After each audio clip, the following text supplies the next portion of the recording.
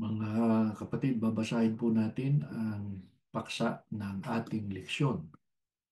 Ang iba pang mahimalang pagpapagaling ni Apostol Pedro at ang pagtawag kay Cornelio.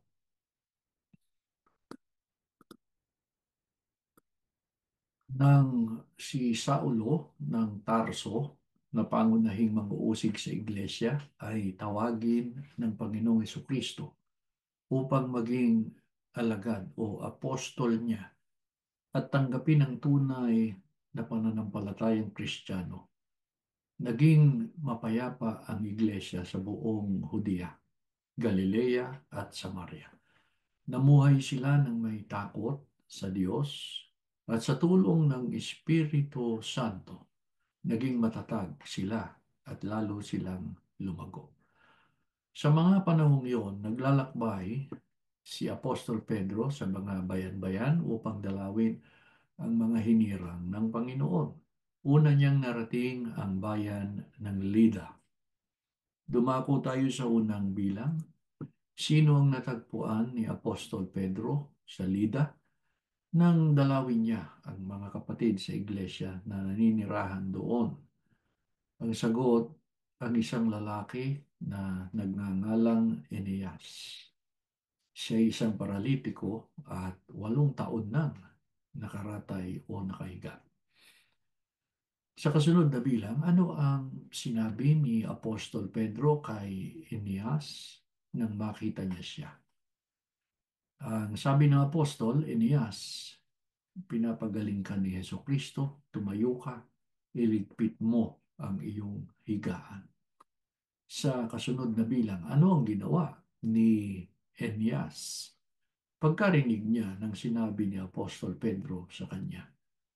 Ang sagot, agad siyang tumayo. Nakita siya ng lahat ng naninirahan sa Lida at Saron at sila'y sumunod sa Panginoon. Sa Jope ay may isang alagad na babae na ang pangalan ay Tabita. Sa wikang Griego, ang kanyang pangalan ay Dorcas na nangangahulugang usa. Ginugol niya ang kanyang panahon sa paggawa ng kabutihan at pagkakawanggawa. Nang mga araw na iyon, nagkasakit siya at namatay. Nilinis ang kanyang bangkay at ibinurol ito sa silid sa itaas, malapit lang sa Jope, ang Lida. Sa ikaapat na bilang, mga kapatid, anong ginawa ng mga alagad sa Jope? Nang mabalitaan nila na si Apostol Pedro ay nasa Lida, ang sagot, nagsugo sila ng 2 lalaki upang siya'y pakiusapang pumunta agad sa Jope. Sa ikalimang bilang, anong ginawa ni Apostol Pedro nang marinig niya ang ipinasasabi ng mga alagad sa Jope tungkol kay Tabita o Dorcas? Ang sagot, sumama naman siya sa kanila. Pagdating doon, mga kapatid, dinala siya sa silid sa itaas. Kaagad lumapit sa kanya ang lahat ng mga biyuda, umiiyak sila, at ipinakita ang mga damit at mga balabal na ginawa ni Dorcas para sa kanila nung ito'y nabubuhay pa. Sa ika-6 na bilang, anong ginawa ni Apostol Pedro nang makita niya ang bangkay ni Tabita? Ang sagot, pinalabas ni Pedro ang lahat at siya'y lumuhod at nanalangin. Pagkatapos, humarap siya sa bangkay at sinabi, Tabita, bumangon ka. Dumilad si Tabita at naupo nang makita nito si Pedro. Hinawakan ni Pedro ang kanyang kamay at tinulungang bumangon. Pagkatapos, tinawag niya ang mga hinirang ng Panginoon at ang mga biyuda at iniharap sa kanila si Dorcas na buhay na. Sa ika-7 bilang, anong ibinunga sa mga tao sa Jope nang mabalitaan nila ang pangyayaring iyon? Ang sagot, marami ang sumampalataya sa Panginoon. sa buong Jope. Maraming araw ding nanatili si Apostol Pedro sa Jope, sa bahay ng isang manluluto ng balat ng hayop na nagngangalang Simon. Saan man pumaroon si Apostol Pedro, tulad din naman ng ibang mga apostol upang patibayin ng mga kapatid, ipangaral ang mga salita ng Diyos at gumawa ng maraming tanda at himala. Marami ang sumampalataya at sumunod sa Panginoon. Habang nasa Jope si Apostol Pedro sa bahay ni Simong manluluto ng balat, nagkaroon siya ng isang pangitain. Ang pangitain ay may kinalaman sa pagtawag ng Diyos kay Cornelio na sa pagkasangkapan kay Apostol Pedro ay tinanggap din ang pananampalatayang Kristiyano. Sa ikawalong bilang, mga kapatid, sino si Cornelio at paano siya tinawag ng Diyos sa pagkasangkapan kay Apostol Pedro? Ang sagot, si Cornelio ay isang senturyon o kapitan ng pulutong na tinatawag na pulutong Italiano. Isang taong masipag sa kabanalan, matatakutin sa Diyos, siya at ang buong sambahayan, at naglimos ng marami sa tao at laging nananalangin sa Diyos. Nakita niyang maliwanag sa isang pangitain ng may oras na ikasyam ng araw, katumbas ng ikatlo ng hapon, na pumapasok na patungo sa kanya ang isang anghel ng Diyos. Sa ikasyam na bilang, anong sinabi ng anghel sa kanya? At ano ang kanyang naging reaksyon? Ang sagot, Cornelio, ang sabi ng anghel, at siya sa pagtitig niya sa kanya at sa pagkatakot niya ay nagsabi, ano ito, Panginoon? Sa kasunod na bilang, ano pa ang sinabi ng anghel kay Cornelio? Ang sabi ng anghel, ang mga panalangin mo at ang iyong mga paglilimos ay nangapailang lang na isang alaala sa harapan ng Diyos. At ngayon magsugo ka ng mga tao sa Jope. Ipagsama mo yaong Simon na may pamagat na Pedro. Siya'y nanunuluyan sa isa na Simong manluluto ng balat na ang kanyang bahay ay nasa tabi ng dagat. Nang umalis na ang anghel na sa kanya'y nagsalita, ay tumawag si Cornelio ng dalawa sa kanyang mga alila at ng isang kawal na masipag sa kabanalan sa mga nagsisipaglingkod sa kanyang parati. At nang maisaysay na sa kanila ang lahat ng mga bagay, sila'y sinugo niya sa Jope. Nang kinabukasan, samantalang sila'y patuloy sa kanilang paglalakad at nang malapit na sa bayan, si Pedro ay umakyat sa ibabaw ng bahay upang manalangin.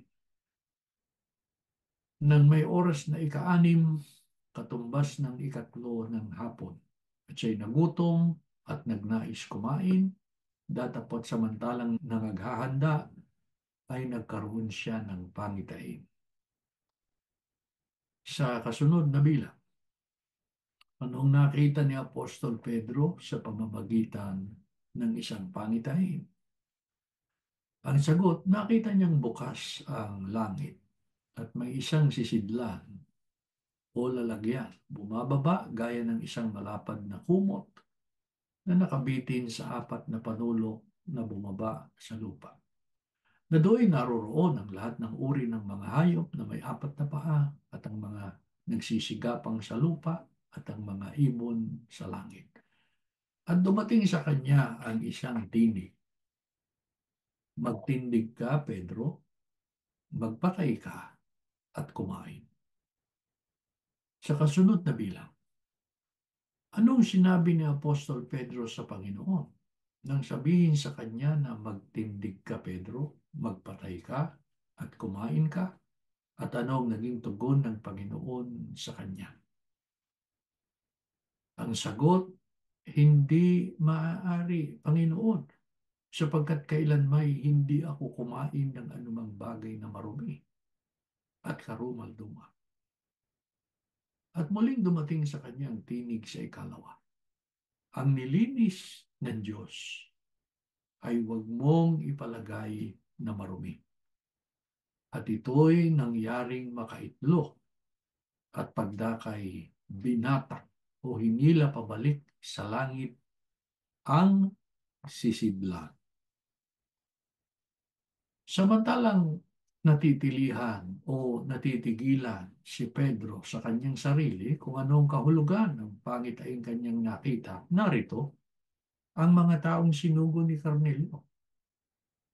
Nang maipagtanong ang bahay ni Simon ay nangagsitayo sa harapan ng pintuan. Sa kasunod na bilang, ano ang ginawa ng tatlong lalaking sinugo ni Cornelio nang makarating sila sa bahay ni Simon? Ang sagot, nangagsitawag at nangagtanong sila kung si Simon na pinamagatang Pedro ay nanunuluyan doon. Sa kasunod na bilang, anong sinabi ng Espiritu kay Pedro at anong kanyang ginawa? Ang sagot, makinig ka.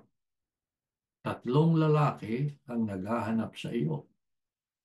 Datapot magtindig ka at manawag ka at sumama ka sa kanila, na huwag kang mag-alinlangan ng anuman sapagkat sila'y aking sinugo.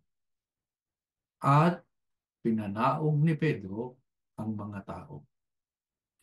Sa kasunod na bilang, anong sinabi ni Apostol Pedro sa mga lalaki at ano naman ang kanilang isinagot sa kanya? Narito, ako ang hinahanap ninyo. Anong dahilan ng inyong ipinarito? At sinabi nila, ang sinturyong si Cornelio, na taong matuwid, matatakutin sa Diyos, at may mabuting patutuo ng buong bansa ng mga Hudyo, ay pinapagpaunawaan ng Diyos sa pamamagitan ng isang banal na anghel na ikaw ay paparoonin sa kanyang bahay at upang makarinig sa iyo ng mga salita. Mga kapatid, pinatuloy ni Apostol Pedro ang tatlong lalaki at doon pinatulog ng gabing iyon. Meron pong karugtong ang leksyon na ito. Pag-aaralan po natin sa susunod ang pangyayari nang pumaroon na si Apostol Pedro kay Cornelio upang ipangaral sa kanya at sa mga kasama niya ang mga salita ng Diyos na dapat nilang marinig. Yan po ang ating leksyon at bago tayo manalangin, ay basahin natin muli ang paksa. Ang iba pang mahimalang pagpapagaling ni Apostol Pedro at ang pagtawag kay Cornelio. Tumayo po kayo at tayo'y mananalangin. Ama namin Diyos, salamat po ng marami sa iyo. Naitaguyod namin ang aming mga pagsamba. Sumasampalataya kami, biyaya mo ito sa aming buhay. Ang mga aral na aming tinanggap, manatiling nakatanig sa aming puso, sa aming kaisipan. Ito ang bulayin namin tuwina, gumabay sa aming buhay at sa patuloy naming mga paglilingkod. Patuloy mong basbasan ang iyong mga anak, ang sambahayan ng iyong mga lingkod. Pagpalain mo, una sa lahat, ang mga magulang. Sila ang gawin mong unang matalino, marunong sa iyong mga kautusan. Makita ng kanilang mga anak, sila ang unang nagpapahalaga at sumusunod sa iyong mga kautusan upang kung sila naman ang mangaral at mag-akay sa kanilang pamilya, maging mabisa sila, Ama, lalo na po sa pagtataguyod ng matuwid na mga paglilingkod sa iyo. Samantala pagpalain mo ang mga kabataan, alam namin pinaglalaanan mo sila ng magandang kapalaran.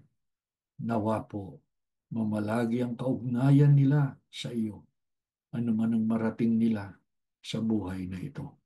Sumasampalataya kami, gagamitin mong mabisang kasangkapan ang aming mga pagsamba upang kaming lahat mapangalagaan, makapanatili sa wasto at tamang landas na maghahatid sa amin sa piling mo pagdating ng araw ng paghuhukom. Patawarin mo kami, Ama, sa lahat ng aming pagkakasala, sa ngalan ni Jesus, na dakila naming tagapagligtas.